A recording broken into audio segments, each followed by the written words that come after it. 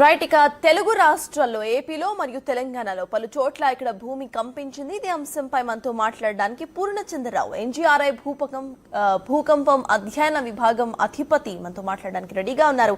నమస్తే అండి. నమస్కారం అండి.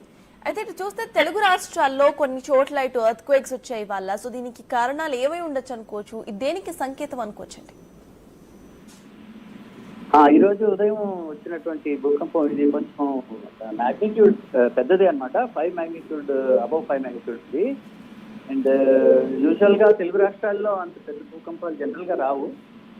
గతంలో మనకి వచ్చినవి కూడా 5.7, 5.4 ఆ రేంజ్ లోనే ఉంది.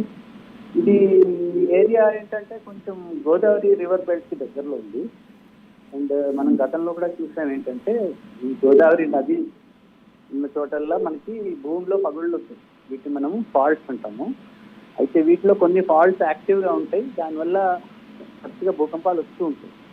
గతంలో చిన్న చిన్న భూకంపాలు వచ్చినాయి కానీ అవి పెద్దగా మనం వాటిని పట్టుకోలేదు. అంటే సైంటిస్ట్ వీటిని స్టడీ చేస్తూ ఉంటారు. ఇప్పుడు ఈ రోజు వచ్చినటువంటి భూకంపం కొద్దిగా ఈ రివర్ బెల్ట్ అంటాం, లేదా రిఫ్ట్ వ్యాలీ అంటాం, దీనికి గోదావరికి దగ్గరలో ఉండడాన ఈ భూకంపం వచ్చింది. దీన్ని ఇంకా ఫర్దర్ గా స్టడీ చేయాలి. ఎందుకంటే మనకి లాస్ట్ 5 మాగ్నిట్యూడ్ ఎర్త్క్వేక్ వచ్చింది మనకి భద్రాచలంలో, తర్వాత ఒంగోలులో 60s లో 1967, 1969 అప్పుడు వచ్చినాయి అనమాట. ఇప్పుడు మళ్ళీ మనం ఇప్పుడు చూస్తున్నాము 5+ అనమాట.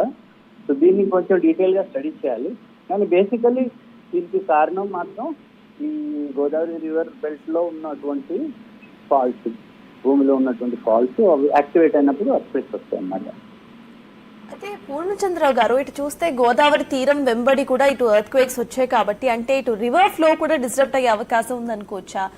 దాని వల్ల ఏమైనా ప్రమాదం ఉందనుకోవచ్చా? లేదండి, ఇప్పుడు ప్రమాదం అంటే ఏముండదు. ఎందుకంటే ఎర్త్క్వేక్ అయిపోయింది ఆల్రెడీ. అండ్ దీని తర్వాత చిన్న చిన్న భూకంపాలు వస్తే రావచ్చు. వాటిని మనం ఆఫ్టర్ షాక్స్ అంటాము. సాధారణంగా కొంచెం పెద్ద భూకంపం వస్తే తర్వాత కొద్ది రోజుల పాటు మనకి చిన్న చిన్న భూకంపాలు రావడం జరుగుతుంది. కానీ దానివల్ల మనం దాని గురించి అంతగా భయపడాల్సిన అవసరం లేదు. సో మెయిన్ భూకంపం అయితే వచ్చేసింది ఆల్రెడీ. ఇది ప్రస్తుతం దాని గురించి అంతగా భయపడాల్సిన అవసరం లేదు. ప్రజెంట్ మనం చూస్తే 5.3 తీవ్రతతో ఇక్కడ భూమి కంపించినట్టుగా తెలుస్తోంది. అయితే 10 సెకండ్స్ ఎర్త్ క్వేక్ అనేది ఫీల్ అయ్యారు జనాలు. అంటే 10 సెకండ్స్ అనేది ఎక్కువసేపు అనుకోవాలా అండి, లేకపోతే ఫైన్ బెటర్? అంటే నెక్స్ట్ టైం కూడా ఇటువంటి సిచ్యువేషన్స్ వస్తే ఎటువంటి జాగ్రత్తలు తీసుకోవాలని చెప్తారు? ఫస్ట్ ఆఫ్ ఆల్ భూకంపం పెద్దదైనప్పుడు భూకంపనం అనేది ఎక్కువసేపు ఉంటుంది. సో చిన్న భూకంపం అయితే చాలా తక్కువ సేపు ఉంటుంది అనమాట. సో అందుకని ఇంత డ్యూరేషన్ ప్రజలు ఫీల్ అవ్వడం జరిగింది. సో బికాజ్ ఇట్ ఈస్ 95+, అది బేసిక్గా అదే కారణం. అండ్ ఇప్పుడు నేను చెప్పినట్టుగా దీని తర్వాత చిన్న చిన్నది రావచ్చు, దానికి అంత భయపడాల్సిన అవసరం లేదు. అండ్ ఇప్పుడు ఆ దగ్గర ప్రాంతాల్లో మరి డ్యామేజ్ రిపోర్ట్ కానీ నాకైతే ఇంకా ఇవి రాలేదు. సో నేను అనుకోవడం 5 మాగ్నిట్యూడ్కి పెద్ద డ్యామేజ్లు ఉండకపోవచ్చు. యూజువలీ మనం 6 అండ్ అబవ్ అయితేనే సివియర్ డ్యామేజ్ ఎక్స్పెక్ట్ చేస్తాం. సో అంటే ప్రజలు భయపడాల్సిన అవసరం లేదు నా ఉద్దేశంలో. ఏంటంటే ఇప్పుడు చిన్న చిన్న భూకంపాలు రావచ్చు, ఈ రోజు రావచ్చు, మళ్ళీ రేపు కూడా రావచ్చు, but they will be small magnitude. So దానివల్ల అంత ప్రమాదం ఏం లేదు, ప్రజలు అంత భయపడాల్సిన అవసరం లేదు. ఒకవేళ అత్యంత దగ్గరలో ఎవరికైనా ఇంటికి అయినా ఫాల్ట్ ట్రాక్టర్స్ కానీ ఏమైనా అయినట్లయితే అధికారుల నుంచి ఇన్ఫార్మ్ చేసి వస్తాం. At the same time Purnachandra గారు చూస్తే మళ్ళీ భూప్రకంపన వచ్చే అవకాశం ఉందా అంటే మనం చెప్పలేమని అంటున్నారు. కాబట్టి జనాలు ఇప్పుడు వచ్చింది ఎర్త్క్వేక్ ఫ్రీ జోన్స్ లో కూడా కొన్ని చోట్ల వచ్చింది. అసలు జనాలు ఎటువంటి జాగ్రత్తలు తీసుకోవాలి? ఎక్కువగా మనకి ఇప్పుడు ప్రెసెంట్ అపార్ట్మెంట్స్, బిల్డింగ్ కల్చర్ ఎక్కువ అయిపోయింది. సో వాళ్ళు అంటే తొందరగా బయటికి రావటం అది అసాధ్యం కాబట్టి వాళ్ళు ఎటువంటి జాగ్రత్తలు తీసుకోవచ్చు అంటారు?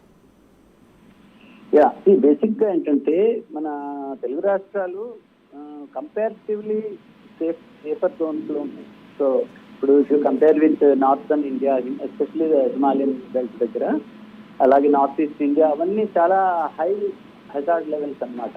అంటే అక్కడ మీకు 7, 8 మాగ్నిట్యూడ్ కూడా రావచ్చు. వేరే తెలుగు రాష్ట్రాల్లో మనకి అంత పెద్ద భూకంపాలు వచ్చే అవకాశం లేదు.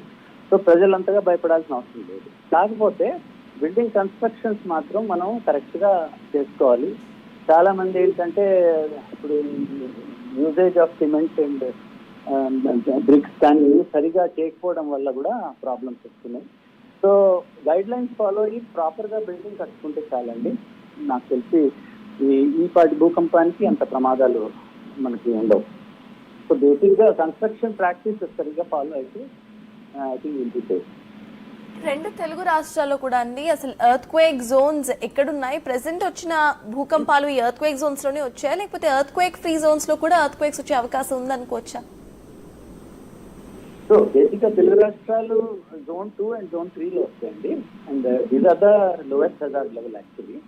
సో ఫర్ ఎగ్జాంపుల్ హైదరాబాద్ అయితే వెరీ సేఫ్, జోన్ 2లో వస్తుంది. ఇప్పుడు areas near the Godavari belt అవన్నీ కూడా కొంచెం స్లైట్లీ హైయర్ హజార్డ్ వస్తుందన్నమాట. అండ్ గతంలో మీకు రీజన్స్ చెప్తున్నాను. భద్రాచలం, వరంగల్ ఈ ఏరియాస్లో కొన్ని అర్త్స్ వచ్చినాయి. 1967లో లార్జెస్ట్ అర్త్ తెలుగు రాష్ట్రాల్లో ఇప్పటికీ లార్జెస్ట్ అర్త్ 5.9 1969లో వచ్చింది. అలాగే ఒంగోలులో కూడా అదే టైంలో ఒంగోలులో కూడా ఒకటి వచ్చింది. And beginning of the 20th centuryలో నాకు 1900 and somethingలో విజయనగరంలో వచ్చింది. సో బేసిక్గా ఈ ఏరియాస్లో కొంచెం slightly bigger aspects can be expected అనమాట. అంతకు మించి ఎప్పుడు రాలేదు మనకి. 5+ మాత్రమే మనం తెలుగు రాష్ట్రాల్లో ఇంతకుముందు చూద్దాం. Right, thank you so much Purnachandrarao గారు. సో చూస్తే రెండు తెలుగు రాష్ట్రాల్లో కూడా భూమి కంపించింది. ఇటు 10 సెకండ్ల పాటు 5.3 నుండి 5.6 తీవ్రతతో రెక్టార్ స్కేల్ పై భూమి కంపించిన తీవ్రత అయితే నమోదైంది. అయితే భూమి కాసేపే కంపించినా కూడా చాలా వరకు ఎర్త్ క్వేక్ ఫ్రీ జోన్స్ లో కూడా భూమి కంపించడంతో ప్రజలు భయాందోళనకు గురయ్యారు. కొంతమంది ప్రజలు భయంతో బయటకు పరుగులు తీశారు. సుమారు 7:30 టైంలో భూమి